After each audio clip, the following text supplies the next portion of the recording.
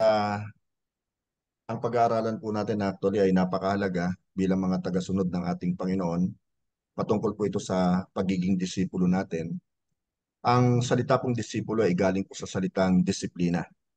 Obvious naman no? Bilang mga disipulo ng ating Panginoong Yesus, kailangan po natin ng disiplina. Ngunit ang totoo, marami ang ayaw madisiplina. Umiiwas sila sa disiplina. Bakit? Dahil hindi po ito nakakatuwa eh. Ito po ay nakakapanakit. Hindi nila naiisip na sa bandang huli, ang ibubunga ng disiplina ay mapayapa at matuwid na pamumuhay. Basahin po natin na nakasulat sa Book of Hebrews, chapter 12, verse 11. For the moment, all discipline seems painful rather than pleasant, but later it yields the peaceful fruit of righteousness to those who have been trained by it. So ang discipline pala, ito ang nagte-train sa atin, ano? At ito'y namumunga ng kapayapaan at katuwiran ng Panginoon. So, ang title po ng pag-aaralan natin tonight ay The Power of Discipline. Maaring iba't iba ang emosyon na nararamdaman natin sa ating pagsunod sa paglilingkod sa Panginoong Hesus. Amen?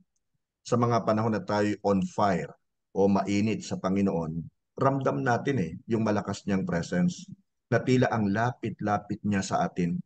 At nasasabi rin natin ang sinabi ni David sa Book of Psalm chapter 34 verse 8a, taste and see that the Lord is good. Sa mga ganito pong panahon, ang sarap sa pakiramdam ng relasyon natin kay Jesus. Dahil punong-puno po ito ng pag-ibig, ng kagalakan, at maging kapayapaan. Ang resulta, ang ating pong pakikipagniig sa Diyos sa pamamagitan ng panalangin, pagbabasa at pagbubulay-bulay ng salita ng Diyos, at pag-worship ay nagiging mas madali at mas masarap sa pakilasa. I'm sure you understand me. Ano po? At sa totoo lang, ang paglalaan natin ng oras sa Diyos ay nagiging natural para sa atin. Hindi yung tipong hinihila o pinipilit lang natin ang ating sarili dahil itinuturing natin itong obligasyon lamang natin. Sa mga ganitong panahon, tayo nabubuhay at naglilingkod na yakap-yakap ang kapayapaan at kagalakang kaloob sa atin ng ating Panginoong Diyos. Ngayon, tandaan po natin itong mabuti. Mahalaga ang disiplina sa panahon ng ating paghihintay. Minsan kasi ang akala natin bihira tayong makatanggap ng encouragement and even blessing mula sa Diyos. May mga sandali sa ating buhay, ang akala natin ang layo-layo niya na sa atin. Hindi natin maunawaan kung bakit tila hindi siya kumikilos sa ating buhay tulad ng dati. Gayunpaman, mahalagang huwag nating hayaan na ang ating panandalian at pabago-bagong emotions ang magdidikta sa relasyon natin kay Jesus. Sapagkat sa totoo lang, hindi naman po siya nagbabago. He is perfect. Doon po sa Book of Lamentations, chapter 3, verses 25 to 26, mababasa po natin, the Lord is good to those whose hope is in Him, to the one who seeks Him. It is good to wait quietly for the salvation of the Lord. Ang Bible po ang mismong nagpapatunay na tapat ang Diyos sa mga nagtitiwala at umaasa sa Kanya. Sa Deuteronomy chapter 31 verse 6, tayo po'y pinaalalahanan to be strong and courageous. Do not be afraid or terrified because of them, for the Lord your God goes with you. He will never leave you nor forsake you. At ito po ay tila inulit na hindi nagbabago ang ating Panginoon, na siya'y lagi nating kasama, hindi niya tayo iwanan, hindi niya tayo pababayaan. Sinabi rin po sa Hebrews chapter 13 verse 8 that Jesus Christ is the same yesterday and today and forever. Kailangan po nating i-apply ang kahalagahan ng disiplina sa ating pananampalataya. Actually, hindi po tayo mag-go-grow kung hindi po tayo magpapadisiplina. Hindi tayo lalago at hindi po tayo magagamit ng ating Panginoon kung hindi po tayo daraan sa kanyang pagdidisiplina. Kaya tandaan natin, kailangan po nating i-apply yung value ng disiplina sa ating faith, pagtitiwala sa Diyos at pananatiling patient at faithful sa Kanya. Dahil ganoon din po siya sa atin eh. Ang magagandang bagay ay makikita sa mga oras ng paghihintay. Marami mainipin, kagaya ko. Ako po'y talagang napaka-mainipin. Ano po? Impatient talaga ko. At hanggang sa ngayon, actually, pinaglalabanan ko pa po ito. Pero nakikita ko naman na ako naman ay umuusad, paabante, ano po, nagkakaroon na rin ng pasensya, siguro dahil sa katandaan na rin. Makikita natin actually yung magagandang bagay, pag tayo po ay pasensyoso, tayo'y lumalago, tayo po'y nagmamature, tayo po'y lumalakas, tayo po'y tumatatag bilang Kristiyano sa panahon ng paghihintay as we wait upon the Lord. Habang dumaraan tayo, lalo na sa mga pagsubok o mga problema. Sa ating pong paghihintay, pinapatunayan natin kasi sa Diyos na tayo'y nagtitiwala at umaasa sa Kanya. Kaya dapat matuto tayong maghintay. Doon po sa Book of Isaiah, alam ko marami sa inyo nakakaalam nito. Napakagandang verse, Isaiah chapter 40 verse 31 sa New King James Version. Nakasulat po, but those who wait. Sa NIV, ang ginamit po, instead of wait, ay hope. At sa New Living Translation, ang ginamit naman po, instead of wait, ay trust. So, but those who wait, those who hope, those who trust on the Lord shall renew their strength. They shall mount up with wings like eagles. They shall run and not be weary. They shall walk and not faint. Kaya kapatid, kaibigan, i-exercise natin ang ating pananampalataya at pagtitiwala sa Diyos.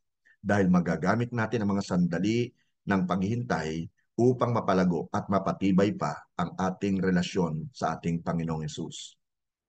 Now sa Romans chapter 15 verse 13, nakasulat naman, may the God of hope fill you with all joy and peace as you trust in Him, so that you may be overflow with hope by the power of the Holy Spirit.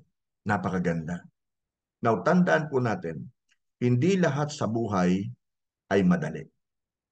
At lalong hindi po madali ang pagsunod kay Jesus bilang kanyang disipulo.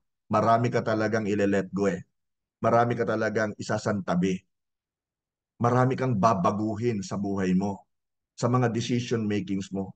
Kung mahirap, kapatid, ang mabuhay, mas mahirap ang maging disipulo ng ating Panginoon. Pero kailangan nating maging disiplinadong disipulo ng ating Panginoong Hesus. Again, I say, kung tayo po ay walang disiplina, huwag mong asahang lalago ka.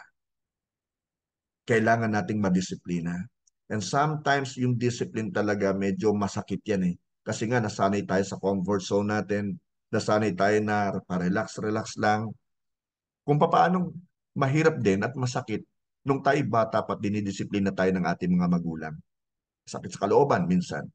Minsan masakit sa ating puwet, di ba? Pag tayo nadidisiplina.